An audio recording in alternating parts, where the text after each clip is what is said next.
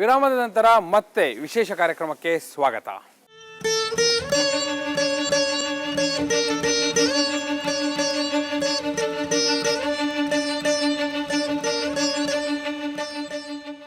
ಕೊಲ್ಲೂರು ದೇವಾಲಯದ ಗಡಿಯೊಳಗೆ ನಿರ್ಮಿಸಿದ ಸಮಾಧಿಯಿಂದ ಉಂಟಾಗಬಹುದಾದ ಪರಿಣಾಮಗಳ ಬಗ್ಗೆ ಎಳೆಯಾಗಿ ಬಿಡಿಸಿಟ್ಟ ಕೊಲ್ಲೂರು ಮೂಕಾಂಬಿಕಾ ದೇವಸ್ಥಾನದ ಮುಖ್ಯ ಅರ್ಚಕ ಶ್ರೀಧರ್ ಅಡಿಗ.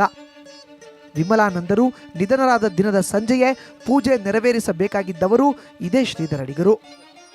ಆದರೆ ವಿಮಲಾನಂದರ ಪಾರ್ಥಿವ ಶರೀರದ ಅಂತಿಮ ದರ್ಶನವನ್ನ ದೇವಸ್ಥಾನದ ಗಡಿರೇಖೆಯ ಆಚೆ ಏರ್ಪಡಿಸಲು ಜಯಾನಂದ ಒಪ್ಪದ ಕಾರಣ ಮೂಕಾಂಬಿಕೆಗೆ ಅವತ್ತು ಪೂಜೆ ನಡೆಯಲಿಲ್ಲ. ಹಾಗೆ ಒಂದು ದಿನ ಪೂಜೆ ನಿಂತು ಹೋಯಿತು. ನಂತರ ಮತ್ತೆ ಪೂಜೆ ಆರಂಭಿಸಬೇಕಾದಾಗ ಪ್ರಾಯಶ್ಚಿತ್ತ ಹೋಮದೊಂದಿಗೆ ದೇವರ ಮುಂದೆ ಪ್ರಮಾಣ ಮಾಡಿದ ಘಟನೆ ನೆನೆಯುತ್ತಾ ಕಣ್ಣೀರಾದರು ಶ್ರೀಧರ್ ಅಡಿಗರು.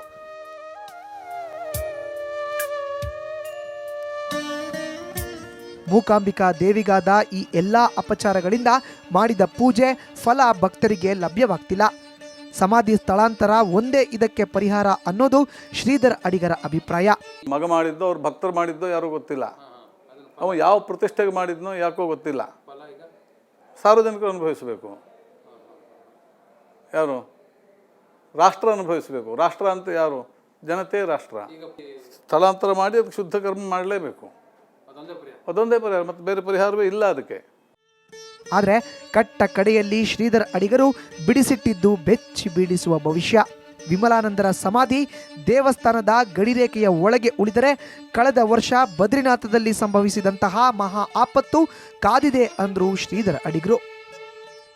ಏನಾಗ್ತದೆ ಅಂತ ಉದಾಹರಣೆ ನೋಡಿ, ಬದ್ರಿಯಲ್ಲಿ ಆದಷ್ಟು ಗೌರ್ಮೆಂಟ್ ಫೋರ್ಸ್ ಮಾಡಿ ಹೇಳಿದ್ರಲ್ಲಿ ಮಾಡಬಾರ್ದು, ಅದು ಉಂಟು ಅಂತೆಲ್ಲ ನೀವು ಕೇಳಿರ್ಬೋದು. ಮಾಡಿದರು, ಪರಿಣಾಮ ಏನಾಯಿತು? ಮಾಡಿದ್ರೆ ಉಡಾಪಿ ಮಾಡಿದರೆ ಏನಾಗ್ತದೆ ಎನ್ನುವ ಬಗ್ಗೆ ಬದ್ರಿಕತೆ ಅಲ್ಲೂ ಉಡಾಪಿ, ಗೌರ್ಮೆಂಟ್ಗೆ ಉಡಾಪಿ ಮಾಡಿತ್ತು. ಫಲ ಅನುಭವಿಸ್ತಲ್ಲ ಸ್ವಲ್ಪ ಸಮಯದಲ್ಲೇ. ಅದೇನಂತ ಕಾದು ನೋಡ್ಬೇಕು ಏನಾಗ್ತದೆ.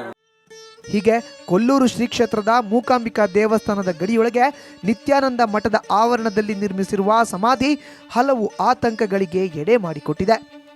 ಸಮಾಧಿ ಸ್ಥಳಾಂತರ ಮಾಡುವ ವಿಚಾರ ಜಿಲ್ಲಾಧಿಕಾರಿಗಳಿಂದ ಧಾರ್ಮಿಕ ದತ್ತಿ ಇಲಾಖೆಯ ಮೆಟ್ಟಿಲೇರಿದೆ.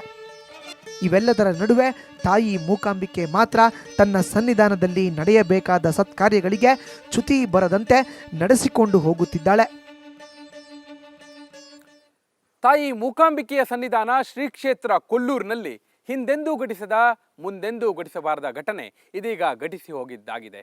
ಈಗ ಯಾರು ಏನೇ ಸಮರ್ಥನೆಯನ್ನು ಕೊಡ್ಬೋದು, ಯಾವುದೇ ರಾಜಕೀಯ ಮಾಡ್ಬೋದು, ಎಂತಹುದೇ ಪ್ರತಿಷ್ಠೆಯನ್ನು ಮೆರೆಯಬಹುದು. ಆದರೆ ಅವೆಲ್ಲವನ್ನೂ ಮೀರಿ ತಾಯಿ ಎದುರು ನದಿಯ ನೀರು ಹರಿದು ಹೋಗುವ ಹಾಗೆ ಇವೆಲ್ಲವೂ ನಡೆದು ಹೋಗುತ್ತೆ. ಇಲ್ಲಿನ ಸತ್ಕಾರ್ಯ ಮುಂದುವರಿಯುತ್ತೆ.